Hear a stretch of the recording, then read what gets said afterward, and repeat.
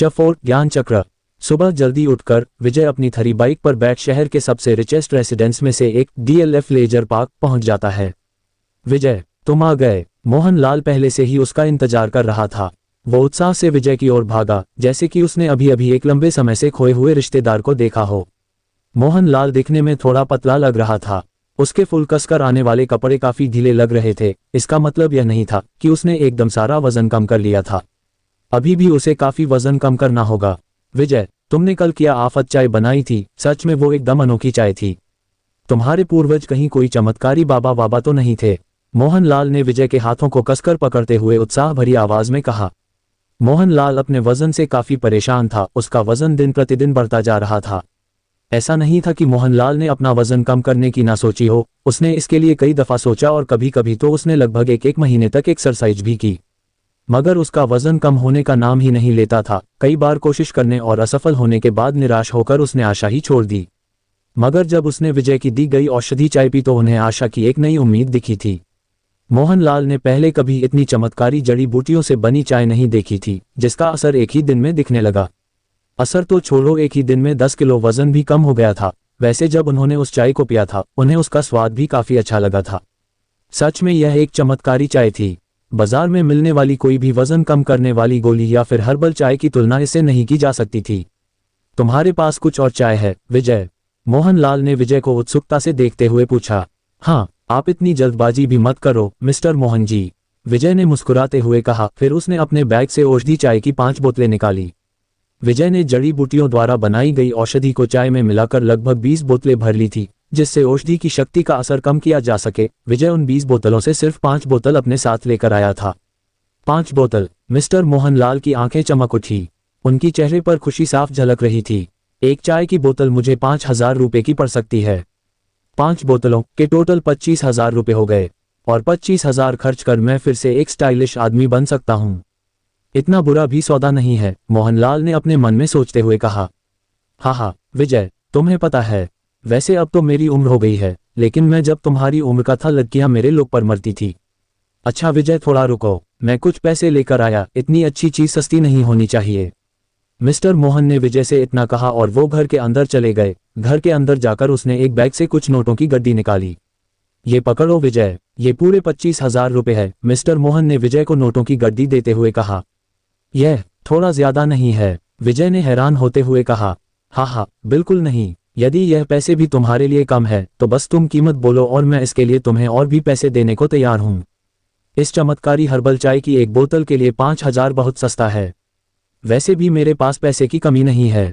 उद्धरण चिन्ह। तो ठीक है। विजय को एहसास हुआ कि वह पैसों के लिए मना नहीं कर सकता है और इसलिए उसने पैसे ले लिए। उसने उन नए नवेले नोटों को एक बार अच्छे से देखा, जिन्हें देख उसे बहुत खुशी महसूस हो रही थी। ये 25,000 रुपये है। मैंने पूरे 1 साल तक मेहनत करके पैसा कमाया, लेकिन फिर भी 10,000 रुपये ही बचा पाया। विजय ने अपनी पूरी जिंदगी में पहली बार इतने पैसे देखते हुए कहा। Thanks mister Mohan.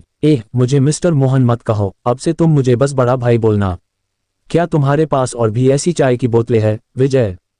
असल में मेरी पत्नी भी अपने वजन की शिकायत कर रही थी। यह उसके लिए एकदम सही रहेगी। हाँ, मेरे पास अभी भी कुछ और हैं, मैं उन्हें कल लेकर आ जाऊंगा, विजय ने कहा। चलो फिर ठीक है, तुम उनको कल मेरे घर लेकर आ जाना।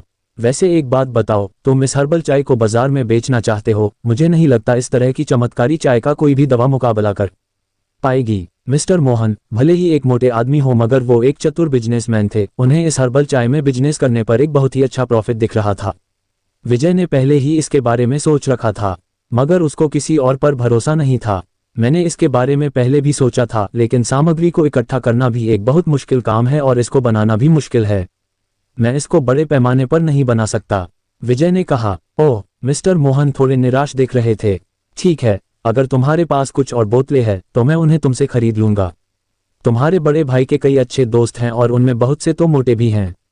पैसों की चिंता मत करना, तुम्हें तुम्हारा हिस्सा मिल जाएगा। थैंक्स बड़े भाई। इतना कह विजय वहां से निकल जाता है। पैकेजों की डिलीवरी करने के बाद विजय ने 25,000 रुपये अपने हाथ में लिए और औषधीय जड़ी बूटियों के बाजार की ओर चला गया। विजय ने एक और तरह की औषधि बनाने के लिए भी जड़ी बूटियों को इकट्ठा किया था, जिसे आध्यात्मिक तरल कहा जाता था। प्राचीन काल में आध्यात्मिक ऊर्जा बहुत आसानी से मिल जाती थी। उस समय में तपस्वी गुरु अपनी शक्तियों को विकसित करने के लिए आध्यात्मिक ऊर्जा को सांस के द्वारा अवशोषित कर सकते थे। आज बढ़ती टेक्नोलॉजी के जमाने में आध्यात्मिक ऊर्जा बिल्कुल समाप्त हो चुकी थी और इसके बस कुछ अंश ही हवा में पाए जा सकते थे। अब इस आध्यात्मिक ऊर्जा को अवशोषित करना बहुत ही मुश्किल था। प्राचीन समय में ज्ञान चक्र को विकसित करने के लिए अमृत का इस्तेमाल किया जाता था। आध्यात्मिक तरल को अमृत तो नहीं मान सकते थे, लेकिन ये आध्यात्मिक तरल कुछ हद तक अमृत की तरह ही काम कर सकता था। विजय को अपनी शक्तियां बढ़ाने के इस सफर को शुरू करने से पहले 2 चक्रों को अच्छे से जागृत करना होगा। पहला चक्र ज्ञान चक्र और दूसरा चक्र मणिपुर चक्र। सिटी हॉस्पिटल में विजय ने जब डिवाइन बुक को अच्छे से पढ़ा था तो उसने ज्ञान चक्र को महसूस किया था। हालांकि आध्यात्मिक ऊर्जा की कमी के कारण विजय इस चक्र को अच्छे से जागृत नहीं कर पाया था। आध्यात्मिक तरल की मदद से विजय ज्ञान चक्र को अच्छे से जागृत कर सकता था और अपनी शक्तियों को बढ़ाने के सफर पर चल सकता था। आध्यात्मिक तरल को बनाने के लिए सबसे जरूरी जड़ी बूटियों में से एक ड्रैगन मशरूम था, जो कम से कम 50 साल का होना चाहिए। इस आधुनिक समय में ड्रैगन मशरूम को बस कुछ महंगी दवाओं में यूज किया जाता था, जिस वजह से ये बहुत महंगा मिलता था। पहले के जमाने में इस ड्रैगन मशरूम को बस कुछ चनों के भाव में बेचा जाता था। जड़ी बूटियों के इस बाजार में विजय ने ड्रैगन मशरूम को काफी दुकानों पर देखा, मगर उसने किसी से खरीदा नहीं और घूम घूम कर सभी दुकानों पर अच्छे से देखने लगा। आखिर में उसने एक 60 साल पुराने ड्रैगन मशरूम को खरीद लिया, जिसकी कीमत उसे 10,000 रुपये चुकानी पड़ी और बाकी जड़ी बूटियों की कीमत लगभग 8,000 रुपये थी। विजय के पास जो थोड़ी देर पहले 25,000 रुपये थे, उनमें से उसके पास अब बस 7,000 रुपये बचे थे। ये पैसा ज्यादा टाइम तक नहीं चलेगा, विजय ने अपने मन में सोचा। उसे अब और पैसों की जरूरत पड़ेगी, जिस वजह से उसे और पैसे कमाने की जरूरत थी, क्योंकि उसे अपनी शक्तियां बढ़ाने के लिए जड़ी बूटियों की जरूरत पड़ेगी और जड़ी बूटियां बिना पैसों के कहीं नहीं मिलेंगी। आध्यात्मिक तरल के लिए जरूरी जड़ी बूटियां लेने के बाद उसने ब्यूटी और सेक्सुअल प्रोडक्ट्स बनाने के लिए जड़ी बूटियों को ढूंढना चालू किया। बाजार में लगभग 1 घंटा बिताने के बाद उसे कुछ जड़ी बूटियां मिल गई थी। आज रात वो इन प्रोडक्ट्स को बनाने की ट्राई करेगा। घर पहुंचने के बाद वो मेज के सामने बैठ गया, जिस पर उसने सभी जड़ी बूटियां रखी हुई थी। सबसे पहले वो आध्यात्मिक तरल बनाने वाला था। आध्यात्मिक तरल बनाने की विधि भी वजन घटाने वाली औषधि बनाने वाली विधि के तरह ही थी। सबसे पहले जड़ी बूटियों को हाथ में लेकर एनर्जी की मदद से शुद्ध करके निखारने की जरूरत थी। फिर उन्हें किसी कटोरे में रखकर कूटने की जरूरत थी। उनको जब तक कूटने की जरूरत पड़ती तब तक कोई तरल पदार्थ नहीं निकलता। उसके बाद आध्यात्मिक तरल तैयार हो जाता। 2 घंटे बाद आखिरकार उसका काम पूरा हो गया। विजय फिर अपने पैर मोड़कर बैठ जाता है। उसने एक गहरी सांस ली, फिर कटोरा उठाया, अपना सिर पीछे झुकाया और उस सुनहरे रंग के आध्यात्मिक तरल को एक ही झटके में पी गया। जब तरल उसके गले से नीचे उतरने लगा तो उसे ऐसा महसूस हो रहा था जैसे वो किसी गर्म जलते हुए लावा को पी रहा हो। तरल के पेट में जाने के बाद विजय को असहनीय जलन से दर्द होने लगा। आध्यात्मिक तरल की शक्तियों को पूरी तरह से अवशोषित करने के लिए उसे अपने शरीर में ज्ञान चक्र के छिद्रों को खोलने की जरूरत थी। विजय अब आध्यात्मिक तरल को अपने शरीर के हर एक छिद्र में पहुंचाने लगा और हर एक कोशिका में बहाने लगा। जैसे जैसे ये प्रोसेस चल रही थी, उसके शरीर में काफी परिवर्तन हुए और उसका शरीर पहले से मजबूत होता गया। उसके रोम छिद्रों से एक गाढ़ा काला रंग का तरल निकल रहा था। इसी बीच उसके दिमाग में ज्ञान और विज्ञान की मात्रा भी बढ़ने लगी, यहाँ तक कि उसके चेहरे में भी कुछ बदलाव हुए। विजय को ऐसा महसूस हो रहा था जैसे उसने पुनर्जन्म लिया हो। पूरे 6 घंटे बाद विजय ने अपनी आंखें खोलीं। उसकी आंखों में एक शक्तियों से भरी हुई सफेद रोशनी चमक रही थी। विजय ने इससे पहले खुद को इतना शक्तिशाली महसूस नहीं किया था। उसके शरीर के रोम रोम में ताकत भरी हुई थी और उसे थोड़ा हल्का भी फील हो रहा था। उसके आसपास चारों ओर अंधेरा हो रखा था, मगर फिर भी उसे साफ साफ दिखाई दे रहा था। यहाँ तक कि उसके सुनने की शक्ति भी पहले से अधिक तीव्र हो गई थी। उसके कान हिल गए क्योंकि वह कुछ घरों से दूर सांसों की भारी आवाजें और एक कंपकंपी की आवाज सुन पा रहा था। विजय तुरंत लाल हो गया।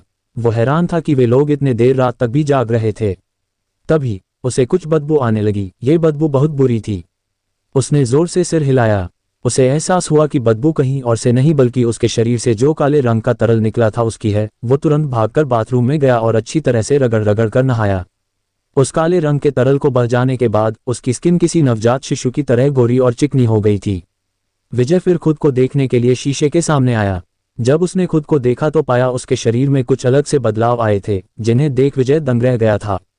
उसे इस वक्त 2 अलग एहसास हो रहे थे, एक हैरानी